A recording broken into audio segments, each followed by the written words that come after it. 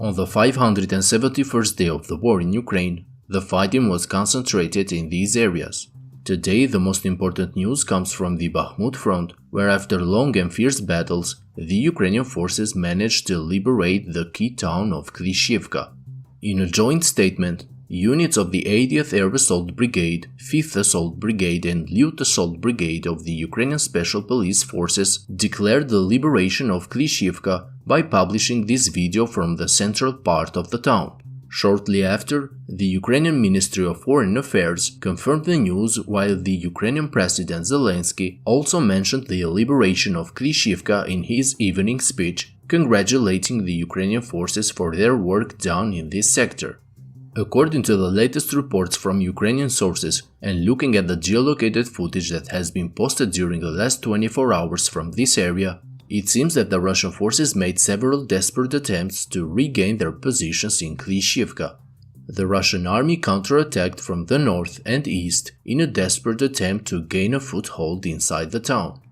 As seen from all the footage published in the last few hours, all the attacks of the Russian forces were carried out by small groups of Russian infantry without any support from tanks or armored vehicles. These meat assaults did not work because in the footage published by the Ukrainian sources, it is clear that the advancing Russian forces were met by the Ukrainian artillery, which also used cluster munition over the Russian forces, causing heavy casualties among their ranks. Being under heavy artillery fire, Russian troops were forced to retreat towards their positions across the railway north and east of Klishchiivka.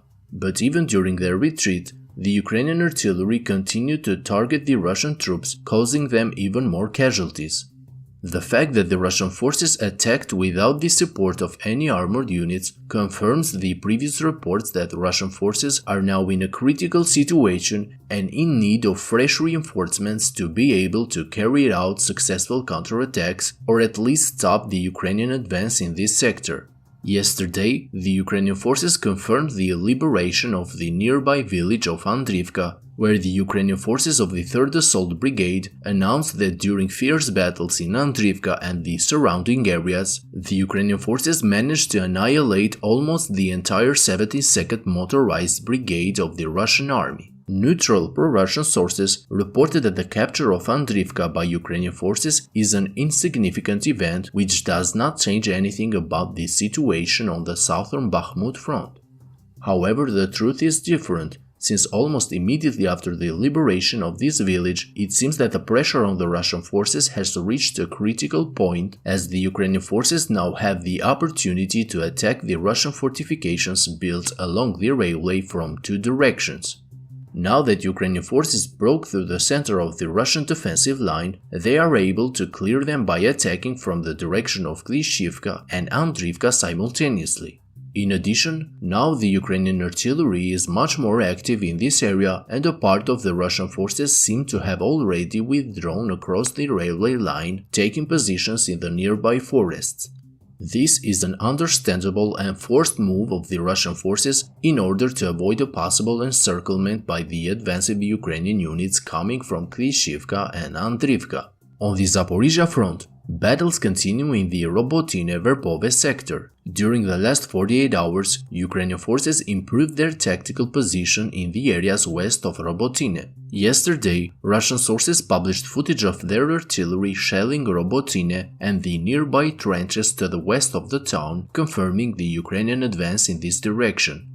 Other videos published by Russian sources suggest that the Ukrainian forces have expanded their control over the western part of the main trench line located between Robotyne and Novoprokopivka. Russian drone units targeted Ukrainian soldiers who were operating inside the trenches. From this footage, we can see that in this part of the trench line there is a significant presence of the Ukrainian troops, which means that Ukrainian soldiers now have a solid control in this direction. Near Verbove, clashes continue for the control of the main trench line located west of the town. Both sides are seen using a lot of FPV kamikaze drones, and the progress of the Ukrainian forces in this direction remains difficult, but pro-Ukrainian sources informed that Ukrainian soldiers did manage to make some small advances along the Russian defensive line. Friends, if you like my daily updates, I kindly ask you to hit the like and subscribe buttons, as this will greatly help the channel to reach a wider audience. That's all for today's update. Thank you to my Patreon supporters and have a great day.